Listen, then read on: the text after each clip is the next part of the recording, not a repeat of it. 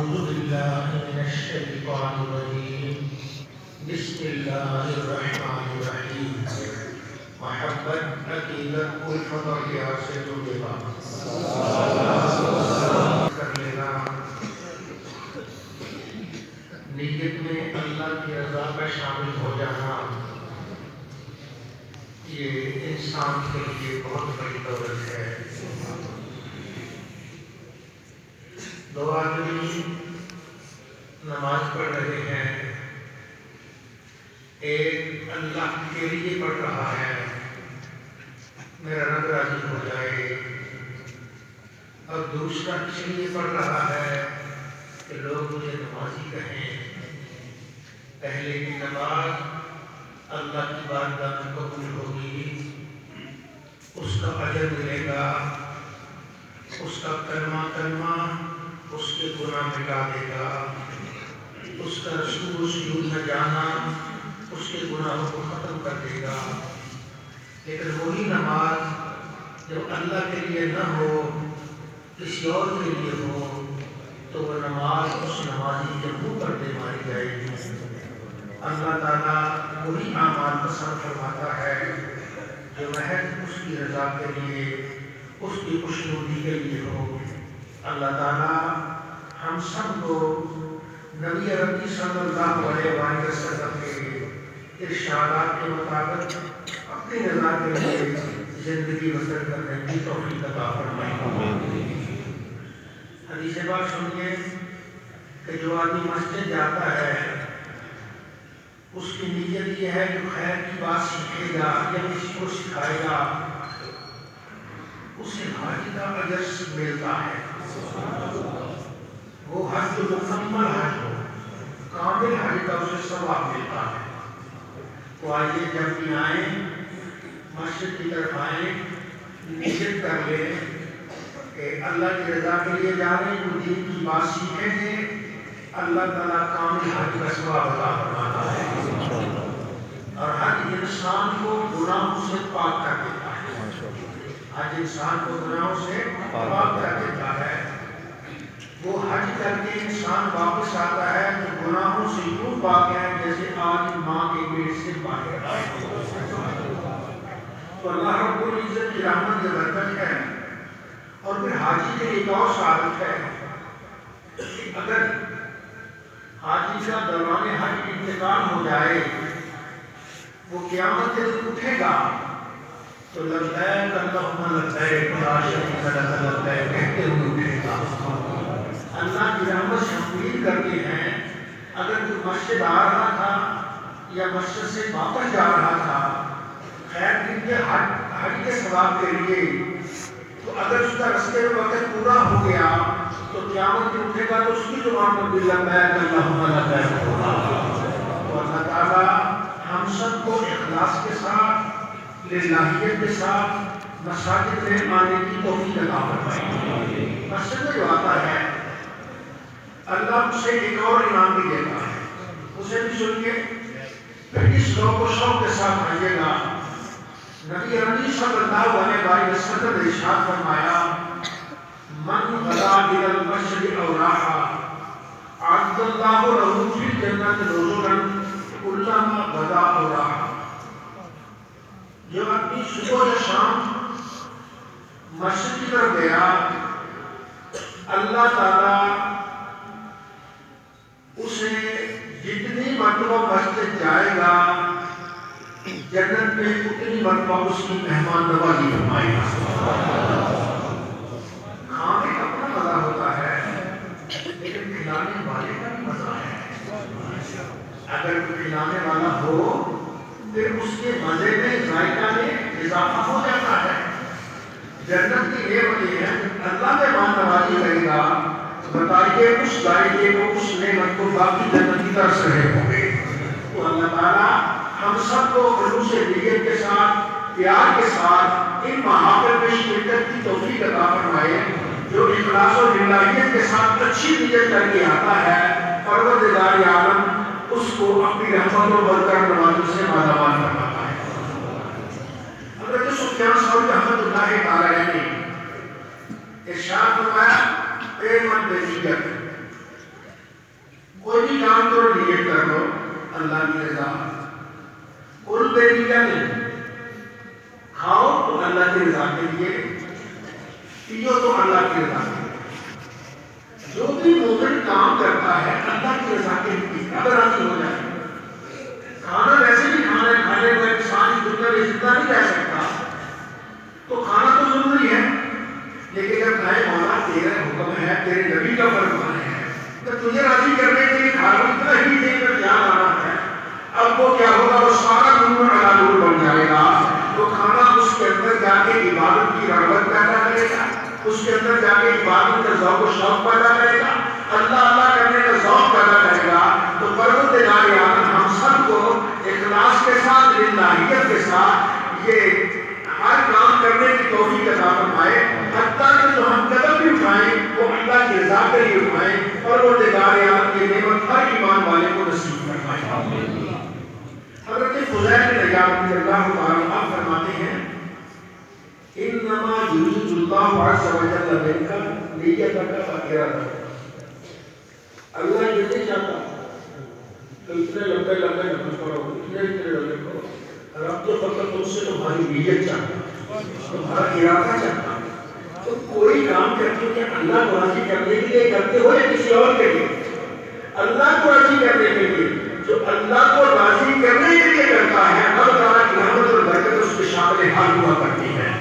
تو آج کے بعد کوئی بھی کام کرنے لگے تو نیت کرنے پر پروردگار راضی ہو جائے، قدم گھر سے اٹھانے لگے، مسجد کی طرف آنے لگے، نیت کرنے اللہ راضی ہو جائے، میرے رب کا فرمان ہے راضی ہو جائے۔ رب راضی ہو گیا تو سب کچھ ہو گیا، اور اب کسی ایک عمل میں راضی ہو جائے ساری زندگی کا بگڑے مقدر سمجھ جاتی ہیں۔ تو اللہ تعالیٰ ہم سب کو خلوص نیت کی توفیق عطا فرمائے اور اپنی رضا کی خاطر کام کرنے کی سعادت عطا فرمائے۔ وہ انسان بڑا خوش قسمت ہے جو اللہ کو پا لیتا ہے۔ ایک بزرگ فرماتے ہیں من وجد اللہ فماذا فقد ومن فقد اللہ فماذا وجد، جس نے اللہ کو پا لیا پیچھے رہ کیا گیا؟ سبحان اللہ۔ جس نے اللہ کو پا لیا پیچھے کیا رہ گیا؟ سب کچھ آ گیا۔ اور جو اللہ کو نہیں پا سکا اس نے کچھ بھی نہیں پایا، تو چاہے ہزاروں دولتیں ہو اس کے پاس کچھ نہیں ہے، اور جس کے پاس اللہ ہے اس کے پاس سب کچھ ہے۔ تو اللہ تعالیٰ ہم سب کو اخلاص و للہیت کی توفیق عطا فرمائے۔ ایک تذکرہ دے کے میں نے آپ کو سنا، بادشاہ سلطان محمود غزنوی بیٹھا ہوا تھا، تو اس سے کچھ وزیروں نے سوال کیا بادشاہ آپ ایاز غلام سے بڑا پیار کرتے ہم سے نہیں کرتے، اس سے بڑی محبت کرتے ہم سے نہیں کرتے، کل چھوڑو اس بات کو بعد فیصلہ کریں گے، میرے اس محل میں جو کچھ ہے اس پہ جا کے ہاتھ رکھ دو، اس کا کس کو گھوڑے پسند ہے گھوڑے پہ ہاتھ رکھ لیا، کس کو گائے پسند تھی گائے پہ ہاتھ رکھ لیا، کس کو ریشم پسند تھا ریشم پہ ہاتھ رکھ لیا، کسی کو سونا پسند تھا سونے پہ ہاتھ رکھا، کسی کو ہیرے جواہرات پسند ہے اس پہ ہاتھ رکھا، بات کرتا یہ تمہارے یہ تمہارے تمہارے ایام بیٹھا رہا، سارے واپس آ گئے ہاتھ رکھتے، بادشاہ نے کیا تم کس نے کہا میں نے سونے پہ رکھا، میں نے چاندی پہ رکھا، میں نے ہیرے جواہرات پہ رکھا، میں نے گائیوں پہ رکھا، میں نے گھوڑوں پہ رکھا، کیا اس نے کہا؟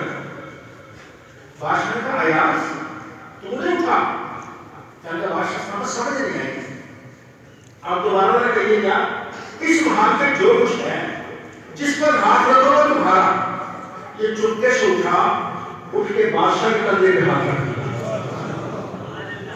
بادشاہ نے یہ کیا؟ کہ بادشاہ جب تو دے رہا ہے تو سب کچھ دے رہا ہے، جب تو دے رہا ہے تو سب کچھ دے رہا ہے۔ آج یہ ادھر ادھر کی چیزوں کی بجائے خالق کو حاصل کرے، جذبہ و تمنا ہے حکمت مردانہ، اے مرد مومن اللہ پہ توکل ڈال، اللہ کو لے لے، جو اللہ کو حاصل کر لیا کرتا ہے دونوں جہاں کی نعمت اس کی جھولی میں آ جائے گا۔ تو اللہ تعالیٰ ہم سب کو اپنی رحمت اور عنایتوں سے مالا مال کرے۔ تو آئیے انسان جو بھی کام کرے اللہ کی رضا کے لیے کرے، اور اللہ تعالیٰ کی رضا چاہتے ہوئے جو کام کرے گا رب تعالیٰ اس پر عنایت اور برکتیں نازل فرمائے گا۔ افضل ما یتقرب الی اللہ سب سے افضل عمل کون سا؟ سب سے افضل عمل کون سا؟ وہ کہتے ہیں کہ اللہ تعالیٰ تیرے دل پہ جھانکے، تیرے دل کو دیکھے تو وہاں اللہ کے علاوہ کوئی نہ ہو، وہاں اللہ کے علاوہ کوئی نہ ہو، یہ سب سے اچھا عمل ہے۔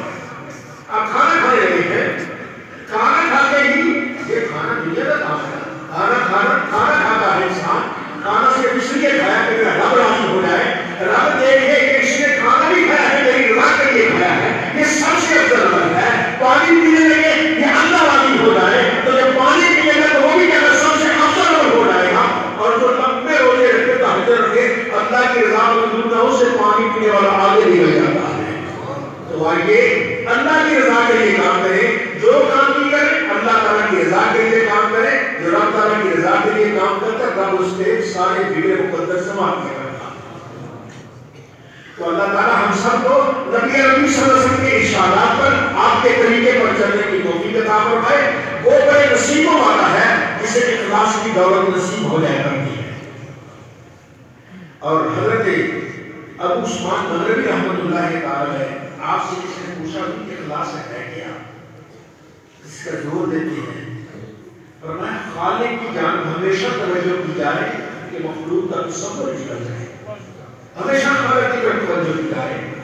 آپ اپنے بچے کے سر پہ ہاتھ رکھتے ہیں کہ اللہ راضی ہو جائے، اس کی شان نگرانی ہے۔ آپ اپنے بچے کو پیاری بات کرتے ہیں اس لیے کہ اللہ راضی ہو جائے۔ آپ کسی دوست سے ملتے ہیں اس لیے کہ اللہ راضی ہو جائے۔ آپ پانی پیتے ہیں اللہ راضی ہو جائے۔ آپ رستے سے پتھر ہٹاتے ہیں اللہ راضی ہو جائے۔ آپ کسی بزرگ کی زیارت کرتے ہیں اللہ راضی ہو جائے۔ تو یہ کیا ہوگا؟ یہ سارا عمل جو ہے یہ سب عملوں سے افضل ہو جائے گا جو اللہ کے رضا کے لیے کیا جائے، اس عمل کا موازنہ نہیں کیا گا۔ تو اللہ تعالیٰ ہم سب کو اپنی رضا کے لیے کام کرنے کی توفیق عطا فرمائے۔ جو اللہ کی رضا کے لیے کرتا ہے پھر رب تعالیٰ اپنی رحمت اور کرم کے دروازے کھول دیا کرتا ہے۔ اور حضرت حذیفہ رحمۃ اللہ تعالی ارشاد فرماتے ہیں اخلاص کیا ہے کہ بندے کے اعمال ظاہر و باطن میں برابر ہو، ظاہر بھی اللہ کے لیے باطن بھی اللہ کے لیے۔ اور ریا یہ ہے کہ بندے کا ظاہر اچھا ہو باطن اچھا نہ ہو، یہ ریا ہے۔ اور پھر کہتے ہیں صرف اخلاص یہ ہے کہ اس کا باطن اس کے ظاہر سے بھی زیادہ افضل والا ہو، اس کا باطن اس کا اندر ظاہر سے بھی افضل والا ہو۔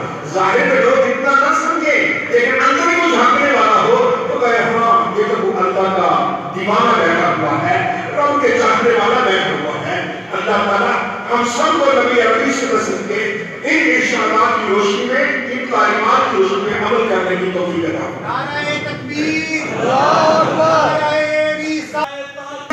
لیکن سنت پر بڑا کرتی ہے، اس میں بڑے ایسے الفاظ آئے کہ جن کو اللہ نے اخلاص کی دولت سے مالا مال کیا، خلوص للہیت سے مالا مال ہوئے۔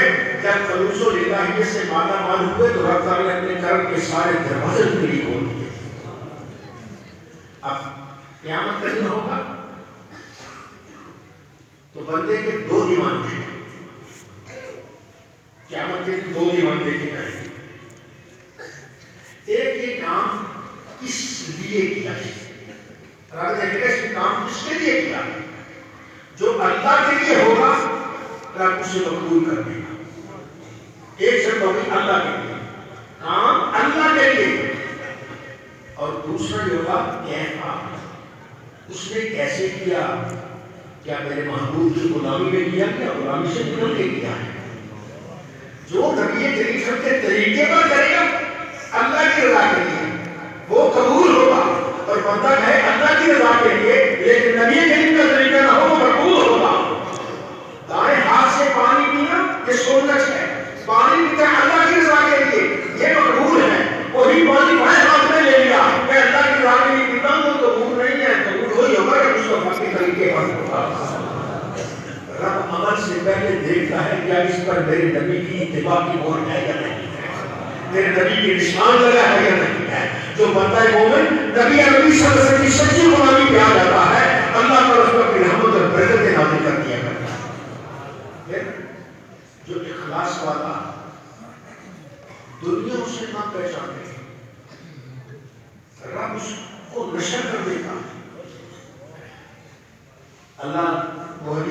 مشہور ہے، آپ نے سنی ہوگی، جب اللہ کسی بندے سے محبت کرتا ہے تو جبریل سے کہتے ہیں جبریل جی مولا میں فلاں بندے سے محبت کرتا ہوں، جی مولا تم محبت کر، یا اللہ میں محبت کرتا ہوں، فلاں فلاں جگہ رہنے والا، یہ آسمان میں اعلان کر دو کہ فلاں مجھ سے اللہ محبت کرتا ہے، وہ اللہ محبت کرتا ہے تو پھر ایسا ہوتا ہے کہ سب آسمان والے کہتے ہیں ہم کچھ آدمی سے محبت کرتے ہیں، پھر ثم یودع لہ القبول فی الارض، پھر زمین پہ فرشتہ آتا ہے، اللہ کی زمین پہ اعلان کرتا ہے کہ اس کا اثر یہ ہوتا ہے کہ لوگوں کے دلوں میں اس کا نام بڑی محبت سے آ جاتا ہے، لوگ اس کی طرف مائل ہو جاتے ہیں۔ یہ اللہ رب العزت کی یہ اخلاص، رب کی رضا کیسے ہو؟ حضرت ویسے کرنی رحمۃ اللہ علیہ رضی اللہ تعالیٰ عنہ اس وقت زندگی میں کوئی نہیں جانتا، لوگ کام کرتے کہتے ہیں بڑے مشہور ہو، اشتہار کو آتے بینروں پہ نام لکھواتے، اب تو بہت بڑے طریقے آتے ہیں ہم مشہور ہو جائیں نہ مشہور ہو جائیں، لیکن مشہور حقیقت میں وہی ہوتا ہے جس کی بیوی شادہ مشہور کرتا ہے۔ اگر اویس اچھے لفظوں سے برے لفظوں کے ساتھ کیوں ہو جاتے ہیں اچھے لفظوں، اب حضرت ایسے کرنی ساری زندگی چھپے رہے، کسی کو کچھ نہیں بتایا، بلکہ حضرت عمر رضی اللہ تعالیٰ عنہ آپ بھی فرمانے لگے کہ تم میں کوئی ویس ہے، کوئی فلاں جی ہم فلاں علاقے کے ہیں، ایک دیوانہ سا ہے، دیوانہ نہیں وہ سب فرزانوں سے آگے، اور نبی عربی صلی اللہ علیہ وسلم کے اشارات کے مطابق نبی کریم صلی اللہ علیہ وسلم نے ارشاد فرمایا ان خیر التابعین رجل یقال له اویس، خیر التابعین صحابہ کے بعد سب سے افضل جو ہے وہ اویس کرنی ہے، اس کی والدہ ہے جس کا بڑا فرما بردار ہے، اس وجہ سے وہ میرے پاس نہیں آ سکا کہ ماں کی خدمت کرتا رہتا، لو اقسم علی اللہ لابرہ، اگر وہ اللہ کی قسم کھا کے کوئی بات کہتے ہیں اس کی قسم کو ضرور پورا کر دے گا، اسے برس کی ماری تھی، اسے پرویریا کہتے ہیں، آپ کو ختم ہوتی تھوڑا سا جان رہے ایک دیر کی طرح، اس کے پاس جاؤ اور اسے میرا حکم پہنچاؤ، وہ تمہارے لیے استغفار کرے، وہ تمہارے لیے استغفار کرے، حضرت عمر رضی اللہ عنہ ملتے ہیں ان سے اور کہتے ہیں ہماری استغفار کیجیے، عمر کہاں جلیل سے صحابی ہے، لیکن ایک آدمی سے کہتے ہیں اللہ کے نبی کا فرمان استغفار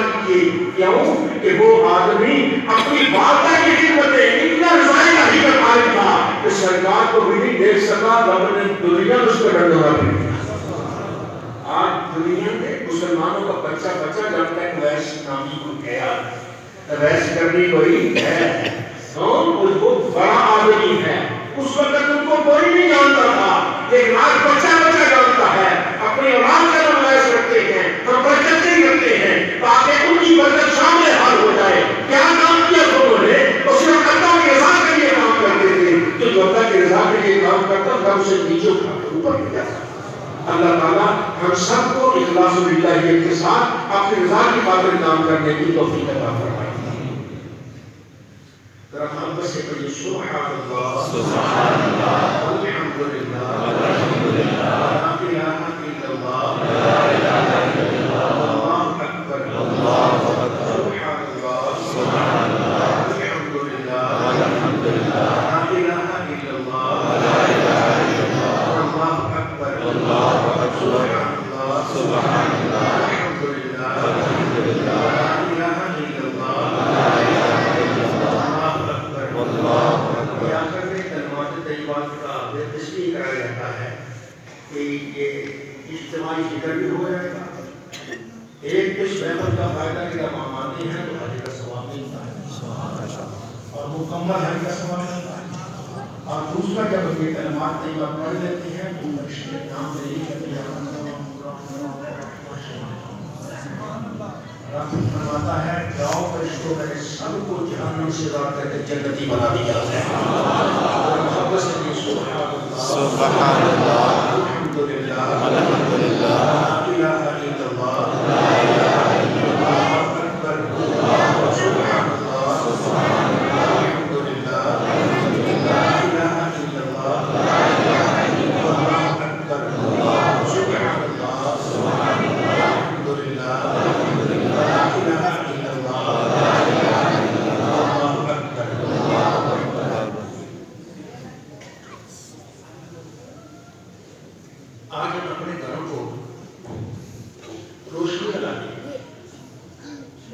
لائٹنگ کرتے ہیں، وہ مختلف قسم کی روشنیاں ہوتی وہ لگا دی تاکہ دیکھنے والے کو اچھا لگے، یہاں خوشی کا موسم ہے۔ تو اللہ کے نبی صلی اللہ علیہ وسلم جو حدیث پاک میں آپ کو سنانے لگا، اس کو یاد کیجیے، عمل کیجیے گا۔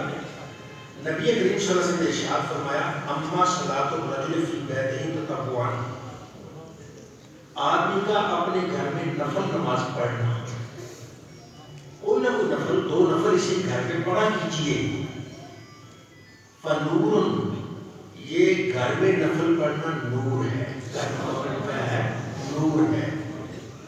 فنور بیتہ کا مستطاعتا، اور جتنا ہو سکے اپنے گھر کو نور والا کر دو، یہ حدیث پاک ہے۔ تو جتنا ہو سکے اپنے گھر کو نور والا کر دو۔ امید رکھتا ہوں نا گھر میں کم کم 2 نماز تو پڑھیں گے، آپ کھڑا کرے گا پڑھیں گے۔ اللہ تعالیٰ ہم سب کو اپنے گھروں کو بھی نور والا کرنے کی توفیق عطا فرمائے۔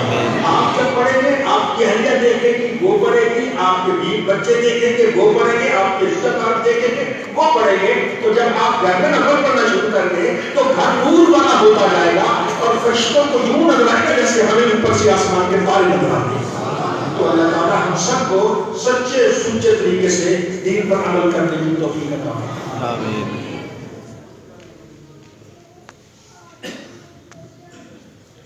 جناب عبد الخالق صاحب کے والد صاحب